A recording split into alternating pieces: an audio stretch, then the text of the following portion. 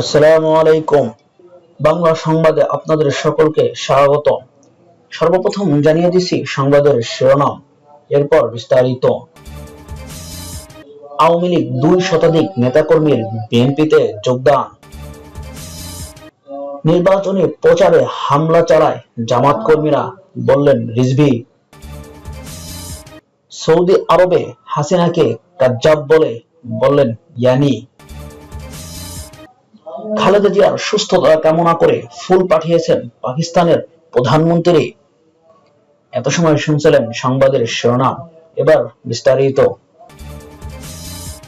খালেদা জিয়াকে slow poison দিয়ে হত্যার ষড়যন্ত্র হয়েছিল, বললেন হাসান সরকার। বিএনপির কেন্দ্রীয় নেতা ও গাজীপুর 6 আসনে ত্রয়োদশ জাতীয় সংসদ নির্বাচনে বিএনপির মনোনয়ন প্রত্যাশী বীর মুক্তিযোদ্ধা হাসানউদ্দিন সরকার বলেছেন, ফ্যাসিস্ট শেখ হাসিনা সরকারের সময় 3 বারের সাবেক সফল প্রধানমন্ত্রী বেগম খালেদা জিয়াকে স্লো পয়জন দিয়ে হত্যার ভয়ঙ্কর ষড়যন্ত্র করা হয়েছিল, কিন্তু আল্লাহর রহমতে দেশনেত্রী বেঁচে আছেন জনগণের অধিকারের নেতৃত্ব দিতে আবারও শক্ত হয়ে দাঁড়ানোর জন্য। শুক্রবার দুপুরে টঙ্গীর বড়দেওড়া আহসান উল সরকার ইসলামিক ফাউন্ডেশন মিলনায়তনে এক দোয়ার মাহফিলে প্রধান অতিথির বক্তব্যে তিনি এসব কথা বলেন। হাসান সরকার বলেন, বেগম খালেদা জিয়ার সুস্থতা আজ দেশের গণতান্ত্রিককামী মানুষের সবচেয়ে বড় প্রত্যাশা। তাকে নিঃশব্দে রাজনীতিতে থেকে সরিয়ে দেওয়ার সব ধরনের অপচেষ্টাই ব্যর্থ হয়েছে। জনগণই তার শক্তির উৎস। বিগত আওয়ামী লীগ সরকার সমালোচনা করে তিনি বলেন, মিথ্যা মামলা, দমন-পীড়ন, গুম খুনের রাজনীতি হাসিনার গদি টিকিয়ে রাখতে পারেনি। দেশের মানুষ গণতন্ত্রের জন্য জেগে উঠেছে। আসন্ন ত্রয়োদশ জাতীয় সংসদ নির্বাচনের মাধ্যমে গণতন্ত্রের চূড়ান্ত বিজয় অর্জিত হবে।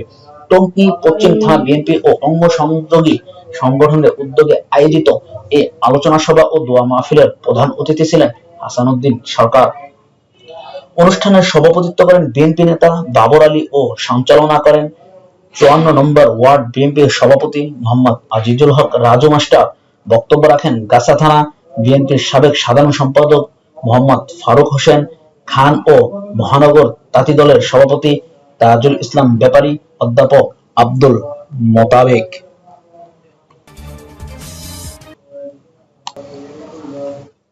বাংলাদেশের ঐক্যের জন্য খালেদা জিয়াকে প্রয়োজন, বললেন দুলু। বিএনপি কেন্দ্রীয় নেতা ও নাটোর 2 আসনের বিএনপি মনোনীত প্রার্থী অ্যাডভোকেট এম রুহুল কুদ্দুস তালুকদার দুলু বলেছেন, বিএনপির চেয়ারপারসন বেগম খালেদা জিয়া বাংলাদেশের ঐক্যের প্রতীক। বেগম খালেদা জিয়া বাংলাদেশের ইতিপূর্বেও সব সংকটে গুরুত্বপূর্ণ ভূমিকা রেখেছেন। আগামী নির্বাচন ও পরবর্তীকালে যে কোনো সংকটে বেগম খালেদা জিয়াকে অত্যন্ত প্রয়োজন। শুক্রবার দুপুরে নাটোর শহরে বঙ্গজল রাজবাড়ী এনডিটিআই জামে মসজিদে বিএনপির চেয়ারপারসন বেগম খালেদা জিয়ার সুস্থতা কামনা করে আয়োজিত দোয়া মাহফিলে তিনি এসব কথা বলেন। দুলু বলেন, বেগম খালেদা জিয়া তিন বারের প্রধানমন্ত্রী হয়ে দেশের অভিভাবক হিসেবে দায়িত্ব পালন করেছেন। দেশের মানুষের প্রয়োজনে বাংলাদেশের গণতন্ত্র, স্বাধীনতা, ভোটের অধিকারের জন্য বেগম খালেদা জিয়ার বেঁচে থাকা অত্যন্ত জরুরি। তিনি বলেন, এদেশের গণতন্ত্র এবং সার্বভৌমত্ব রক্ষা করতে গিয়ে খালেদা জিয়া বারবার তার জীবন শঙ্কার মধ্যে ফেলতেও কুণ্ঠাবোধ করেনি। তিনি গণতন্ত্র রক্ষায় সবসময় ছিলেন আপোষহীন।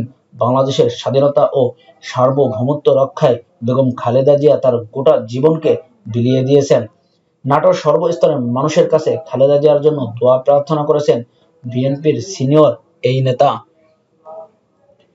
এ সময় বক্তব্য রাখেন জেলা বিএনপির আহ্বায়ক রহিম নেওয়াজ, যোগ্য আহ্বায়ক মুস্তাফিজুর রহমান শাহিন, সাইফুল ইসলাম আফতাব।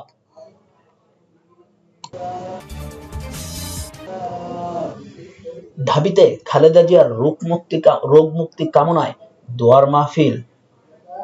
জুলাই বিপ্লবের 9 দফা ঘোষক ও ডাকসুর ভিপি প্রার্থী আব্দুল কাদের উদ্যোগে ঢাকা বিশ্ববিদ্যালয় বিএনপির চেয়ারপারসন খালেদা জিয়ার রোগ মুক্তি কামনায় দোয়া মাহফিল অনুষ্ঠিত হয়েছে।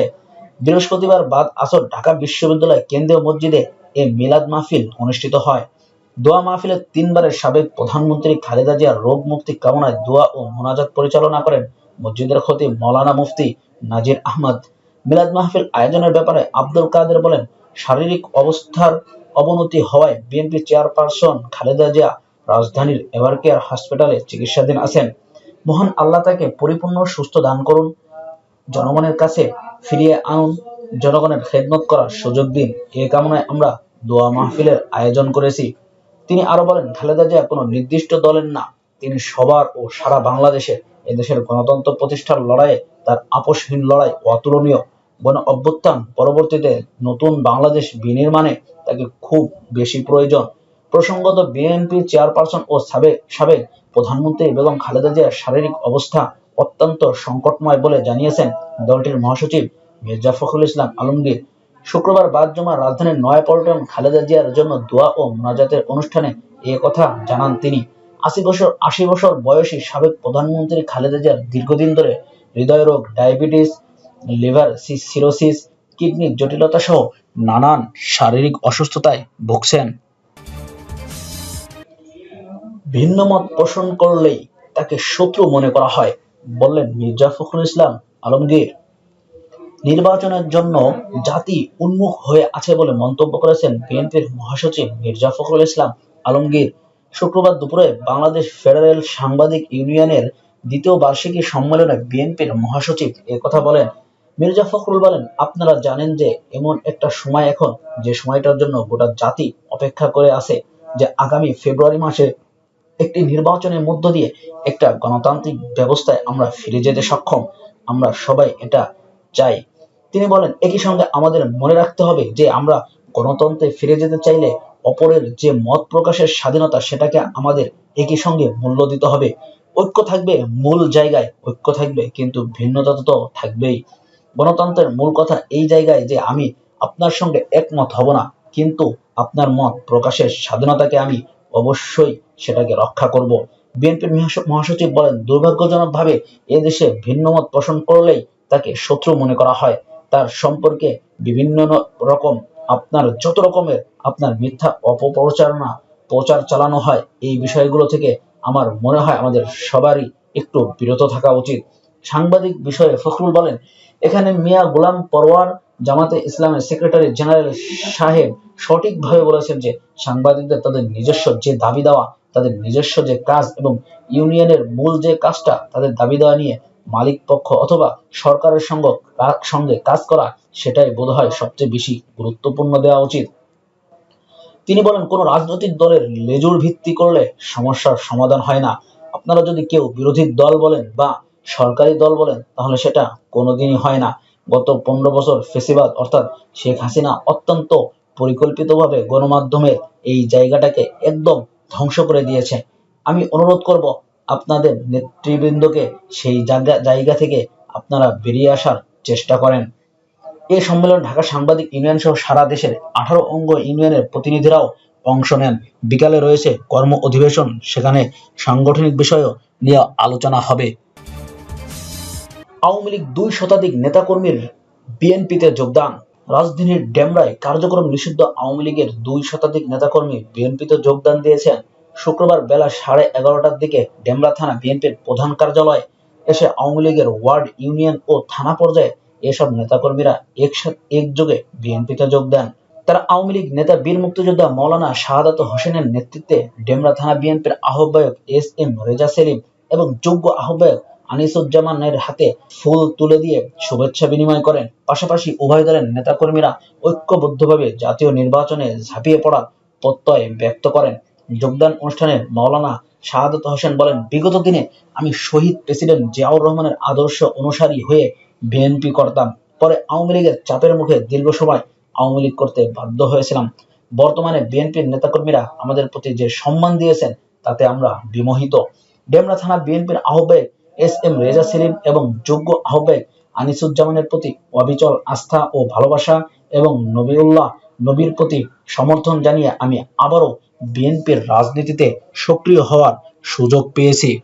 এই বিষয়ে ডেমরা থানা বিএনপির আহ্বায়ক এস.এম. রেজা সেলিম ও যোগ্য আহ্বায়ক আনিসুজ্জামান বলেন, বিএনপি কখনো ধ্বংসাত্মক প্রতিশোধের রাজনীতি করে না।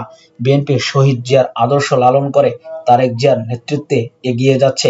ঢাকা 5 আসনের নেতা নবিউল্লাহ নবী অনেক বড় মনের মানুষ। তিনি সকলকে নিয়ে একসঙ্গে রাজনীতি করতে চান বলে আজ আওয়ামী লীগের একটি বিশাল অংশ বিএনপিতে যোগদান করেছেন। আমরা তাদের সদরে বরণ করে নিয়েছি। নির্বাচনী প্রচারে হামলা চালায় জামায়াত কর্মীরা, বললেন রিজভী। পাবনার ঈশ্বরদী নির্বাচনী প্রচারের সময় বাংলাদেশ জাতীয়তাবাদী দল বিএনপির নেতাকর্মী ও সাধারণ নাগরিকদের উপর স্থানীয় জামাতে ইসলামের কর্মীরা পরিকল্পিত ভাবে হামলা চালিয়েছে বলে অভিযোগ করেছে দলটি। এই ঘটনার তীব্র নিন্দা ও প্রতিবাদ জানিয়েছেন বিএনপির সিনিয়র যুগ্ম মহাসচিব অ্যাডভোকেট রুহুল কবির রিজভী। বুধবার সন্ধ্যায় পাঠানো এক প্রেস বিজ্ঞপ্তিতে বিএনপি জানায়, প্রকল্পিত ওই আক্রমণের অর্ধশতাধিক নেতাকর্মী আহত হয়ে চিকিৎসাধীন রয়েছেন। বিজ্ঞপ্তিতে আরও দাবি করা হয়, জামাতে ইসলাম মনোনীত স্থানীয় সংসদ সদস্য প্রার্থী আবু তালেব মণ্ডল স্বয়ং এই হামলার নেতৃত্ব দেন। বিএনপির ভাষ্য অনুযায়ী নির্বাচনী প্রচারের সময় জামাতের কর্মীরা সহজতায় ধর্মীয় প্রলোভন ও জান্নাতের টিকিট বিক্রির মতো আপত্তিকর বিষয় প্রচারের উপকরণ হিসেবে ব্যবহার করেছিলেন। এতে ধর্মপ্রাণ সাধারণ মানুষ আপত্তি জানালে জামাতের কর্মীরা তাদের উপর মারমুখী হয়। পরবর্তীতে শান্তিপূর্ণভাবে প্রচাররত বিএনপির নেতাকর্মীরাও অতর্কিত বিনা প্ররোচনায় হামলার শিকার হন। বিজ্ঞপ্তিতে পত্রিকায় প্রকাশিত একটি ছবির উল্লেখ করে বলা হয়, ওই ছবিতে জামাত কর্মী তুষারকে আগ্নেয়াস্ত্র হাতে আক্রমণ চালাতে দেখা গেছে। রুহুল কবির রিজভী অভিযোগ করেন, দু-একটি গণমাধ্যমে উদ্দেশ্য প্রণোদিতভাবে ঘটনাটি ভিন্ন খাতে প্রবাহিত করার জন্য বিভ্রান্তমূলক সংবাদ প্রকাশ করা হচ্ছে। তিনি আরো বলেন, শত উস্কানিত সংযম ও ধৈর্য প্রদর্শনে বিএনপি প্রতিজ্ঞাবদ্ধ। কারণ বিএনপি জানে, আগামী জাতীয় নির্বাচন অনিশ্চিত হলে দেশের মানুষের বহুল প্রত্যাশিত গণতান্ত্রিক উত্তরণের স্বপ্ন নিঃশেষ হয়ে যাবে। ঘটনার নিন্দা জানিয়ে সুষ্ঠু তদন্তের মাধ্যমে প্রকৃত অপরাধীদের শনাক্ত ও বিচারের আওতায় আনা এবং আগামী জাতীয় নির্বাচনের শান্তিপূর্ণ পরিবেশ নিশ্চিত কার্যকর সরকারের পদক্ষেপ নেয়ার জোর দাবি জানান দলটি।